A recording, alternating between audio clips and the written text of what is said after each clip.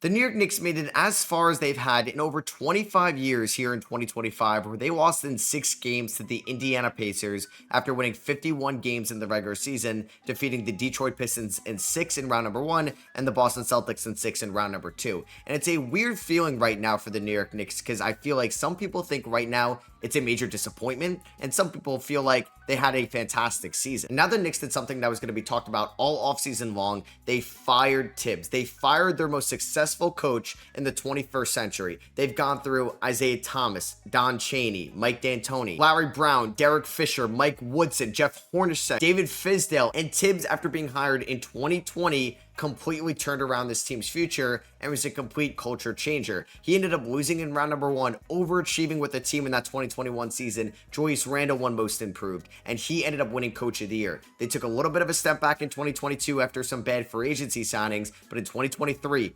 47 wins in their first playoff series victory since 2013. They defeated the Cleveland Cavaliers in round number 1, lost to Miami in round 2. A year later, the Knicks won 50 games for the first time since 2013. They beat the Philadelphia 76ers in round 1, lost to the Indiana Pacers in round 2. And for the first time since the 1994 and 95 seasons, the golden years of Knicks basketball, they had back-to-back 50-win seasons. They won 51 games in 2025. They made it to the conference finals, but lost to the Indiana Pacers in 6. And now you have to ask, what is next for the New York Knicks, for a team right now that has all of their main pieces under contract going forward, but limited flexibility this offseason if they didn't want to part with any of those top 7 guys? Because the Knicks could definitely overreact about this 6-game loss to the Indiana Pacers, or they can underreact. If they're going to underreact, they can look at this as a season that they made it as far as they had in this century. They ended up blowing a historic game number 1, and if that changes, the whole series may change. A lot of the Knicks' losses against the Pacers were close games at one point, and then you also may look at next year with this being your first year under this roster. You made it to the conference finals. The Eastern Conference is going to be wide open again next year with Jason Tatum and the Boston Celtics in limbo. Yeah, there's going to be the Cavs, the Pacers, and some other teams in the East, but it is wide open for the taking, and it's not as scary as the Western Conference. The Knicks took some home run swings last offseason, trading 6 first-round picks for Mikal Bridges, who is now going to be entering into the last year of his contract in the 2026 season. He is eligible for a 4-year, $156 million contract this offseason. Now, if the Knicks do not extend Mikal to that deal, or if he takes a little bit of a hometown discount like Jalen Brunson did last year, the Knicks will look to shop Mikal Bridges. They cannot afford for him to leave for nothing next offseason, so they may try to get somebody that is going to be under contract for a little bit longer, or maybe he's going to be a little bit more aggressive, or is a little bit more as a consistent defensive option, as this year Mikal Bridges was a good player for the New York Knicks, but maybe not as a great player, somebody you're giving up your future draft capital for. He played all 82 games yet again. Mikal is an Iron Man. He averaged 17.5 points, shot 50% from the field, 35% from 3, and 81% from the free throw line. Jalen Brunson took a historic discount last offseason, left over $100 million on the table, where he's going to be making just 21% of the team's cap space basically going forward. And that is somebody that is a top 10 player in the NBA. Guys like Paul George, Bradley Beal, Karl Anthony Towns are making over 32% of the team's total cap space, and Brunson just making 21% is owed $37.7 million next year. If Fred VanVleet's team option got picked up, he'd be making over $7 million more than Jalen Brunson. And then another big question mark is going to be Karl Anthony Towns, a player that the Knicks traded for very late in the offseason last year. It came out of nowhere. It was a first-round pick that was Detroit's first in this year's draft. Dante DiVincenzo, a fan favorite, and Julius Randle, who joined this team a year earlier than Tibbs, but helped change the direction and the identity of the New York Knicks franchise. They went off to Minnesota. They also made it to the conference finals. Karl Anthony Towns finished a year where it was one of the best years of his career. He ended up on All-NBA third team this year and averaged 24 points, 13 rebounds, shot 52% from the field, 42% from 3, and 83% from the free throw line. When you look at Cat's career, it may be the best year in his 10-year career, but he's somebody that is owed a lot of money going forward. Next year, Cat is owed $53 million in 2026, $57 million in 2027, and then has a $61 million player option in 2028. Now, with the cap going up, this is far from one of the worst contracts in the league, and Cat is still just 29 years old. He will be 30 around the time next year's season starts, but he's going to be the main trade piece this offseason if the Knicks do look to make some type of massive move, with Giannis potentially being on the market. Kevin Durant is on the market. If the Knicks are serious about making some type of roster change, I do believe it's going to be Karl Anthony Towns at the forefront of these discussions discussions because you have Mitchell Robinson looking as healthy as he ever has this year. When he came back from injury, he was a very productive player for the Knicks in the playoffs. And the Knicks could look to trade Karl-Anthony Towns for maybe 2 to 3 rotational players. I don't expect them to trade Karl-Anthony Towns for Kevin Durant. I'm not really sure who's the winner in that deal. Maybe this is a type of 3-team trade where the Knicks can get some depth coming back, but they got to add some guys on the defensive end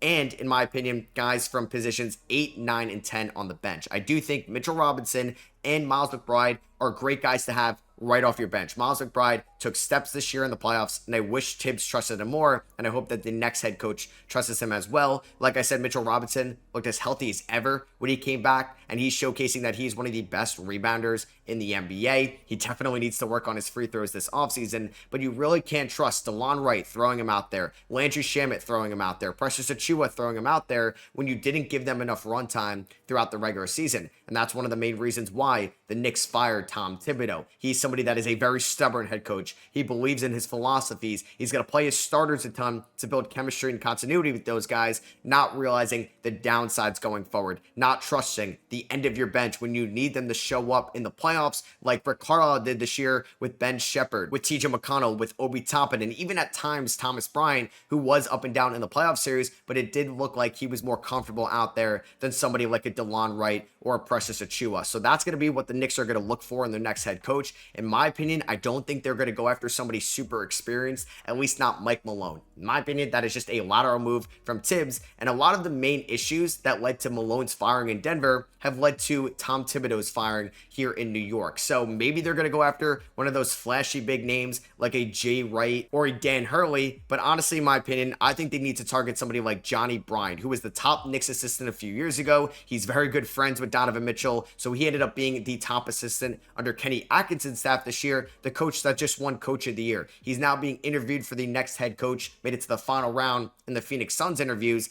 and if he doesn't get picked up by the Suns, he has to be the Knicks head coach next year, in my opinion. Somebody that has a good relationship with these players. A first-year head coach with a different offensive mind philosophy that can use that to help the Knicks elevate their championship title hopes next year. Because Tibbs always brought a high floor but a low ceiling to New York, and we're at that point where he has made them a respectable franchise again, but we're going to need to go from our Dwayne Casey in Toronto to find the next Nick Nurse here in New York. Because this is still a very good Knicks roster, and like I said before, it is a weak and wide open Eastern Conference. There are no reason to sound the alarms when they're not going to lose anybody in free agency. Last year, OG Anunoby and Isaiah Hartenstein were free agents. Everybody's under contract next year. The Knicks can run this team back and have another year of chemistry and continuity under their belts. You hope Mikal Bridges would be better next year. You hope Karl-Anthony Towns can improve marginally defensively next year under a new head coach, or the Cat Brunson pick and roll, pick and pop duo can be a lot more effective in the half court next year, because that was one of the more underwhelming factors of the 2025 Knicks. You felt like Cat and Brunson should have been driving and igniting higher leveraged offenses throughout the course of the year, because the Knicks offense was great in October, November, December, but after the calendar year hit 2025, it kept going down and down. It was pretty much a league average offense at the end of April and in the start of the playoffs. Because Jalen Brunson taking that pay cut has really helped the Knicks not become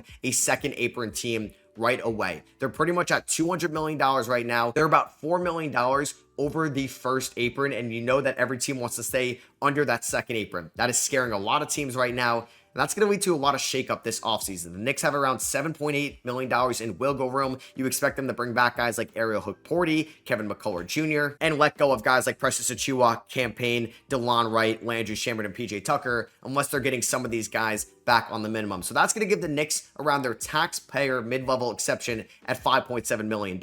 In my opinion, you can look at a veteran wing. You can look at a veteran center for this team, especially if they're going to think about moving on from Karl-Anthony Towns this offseason. So I think that is going to be the big X factor from the Knicks, because if they do move on from Karl-Anthony Towns, you may have heard them linked a little bit to Al Horford. I do think Brook Lopez and Clint Capella are going to make a lot more than the taxpayer exception at $5.7 million. Same with Steven Adams. So they maybe have to target guys like Luke Cornett from the Boston Celtics, a former Knick that had a great playoff series against them. Could they get Daron Sharp on that type of contract? Could they get somebody like Charles Bassey from San Antonio on that contract? That's going to be the tier of big men that the Knicks would be looking after if they ended up moving on from Karl-Anthony Towns. They need to add more wings off the bench as well. Try to get guys that are upgrades over Landry Shamet and Pacomi Daddier, who may not even be ready next year because the Knicks took a massive project in the first round in the 2024 draft. So would they try to bring in somebody like a Trendon Watford or Taurean Prince, a Jake LaRavia, a Zaire Williams, or a Jayshawn Tate? That might be the tier of wings that the Knicks are going to try to bring in on their mid-level exception, and they got to hit on one of these guys. They're not flashy names right now, but neither was Ty Jerome or Isaiah Hartenstein when they were signed by the Cavs or by the Knicks a few years ago, and you develop them and hope that they can reach their ceiling in their NBA careers with you on these bargain type of contracts. And I trust Leon Rose. The Knicks haven't really made that many bad decisions since he became the front office executive and the main decision maker a few years ago. The Jalen Brunson signing, the Josh Hart trade, the Isaiah Hartenstein signing, the OJ Anunoby trade. A lot of deals have worked out for the Knicks. Drafting Quentin Grimes late in the 2021 draft, drafting Miles McBride in the second round. And yes, the Knicks will be in conversations just because of their name, that they are the New York Knicks and they're a big market. So whenever Giannis or Kevin Durant is fully on the market, they're always going to be linked to these guys. But I do think the Knicks should not do anything too crazy. And I do believe you give another year of this team's roster continuity, they'll be right back in the Eastern Conference Finals next year. But you hope that the different head coach philosophy, more depth, and more trust in the guys that are playing the 8th, 9th, 10th most minutes throughout the regular season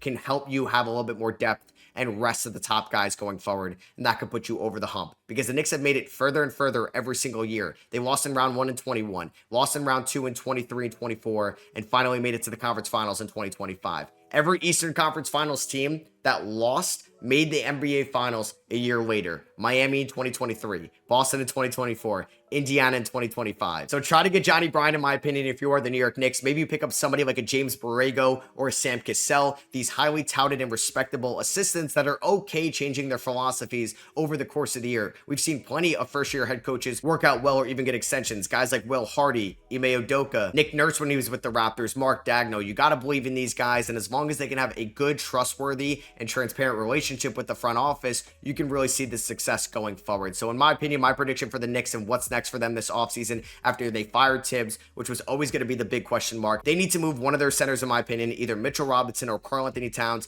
to add more depth to this team, or you really need to hit on your second round pick this year and get guys with the veteran minimums or the taxpayer exception and have more trustworthy depth from the guys that are playing the 8th minutes, 9th minutes, 10th minutes. Maybe you're targeting all those guys that I mentioned in free agency. Maybe it's a marginal trade that's going to pay dividends over the course of time. But in my opinion, maybe I'm a biased New York Knicks fan, but I don't think that they should blow this team up or make any massive changes this offseason. They need depth, so I don't think they should trade away Mikal Bridges and Josh Hart or Mikal Bridges and OJ Anunoby for Kevin Durant. That doesn't make any sense. A lot of other teams in the NBA can outbid the Knicks for Giannis Antetokounmpo, unless John Horst of the Milwaukee Bucks just thinks Karl-Anthony Towns is basically Victor Wembanyama right now, but I don't think he does. So I don't think we're going to see massive changes for the Knicks, but you never know. Shams has hinted with the second apron that there's going to be a lot of moves being made this offseason, and I expect if the Knicks do make a major move, it will be with Karl-Anthony Towns. So let me know what you guys think about the Knicks offseason and what they're going to do. Do you agree with them firing Tibbs, or do you believe that they should have gave him at least one more year for what he's done over the last 5 years, changing the direction and the public perception of this franchise that was at rock bottom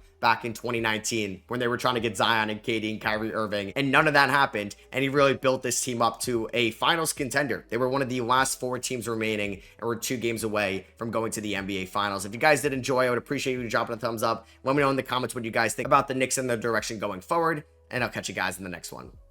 Peace.